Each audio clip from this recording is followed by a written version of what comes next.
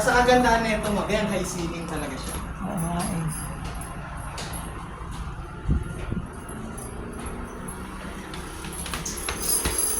Ilang square meter? Ito sir, sa inner po, 54 square meter sir.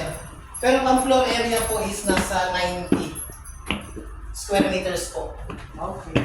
Tapos ito po sir, bed na to, pagdating dito, walang partition, kayo na lang talaga magpapalagay. Tapos dito sir, hiwalay si CR tsaka si shower. Tapos, uy, maganda na pagkakadesign nito ah. Magkano ang contract price nito? Ito sir, kapag inner po, nasa 3.9. Oh, mura nga eh. Dito sir, nakatimes pa rin po sila. May third floor. Apo. Ilang square meter ang lupa? 54 sir. 54. Floor area na sir is 98 kasi hanggang 3rd floor tayo. 98? Yes. Ito kahit mga 3 kwarto pwede pa rin ito sir. Oo nga. Kasi yes sir, pasok ka sir. Dito nga po ano. Ang ganda.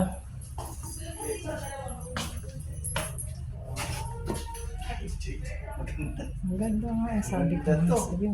Tsaka sir, high ceiling talaga. Di ba ibang attic po talaga, mababa ang ceiling eh. Ito po mataas siya.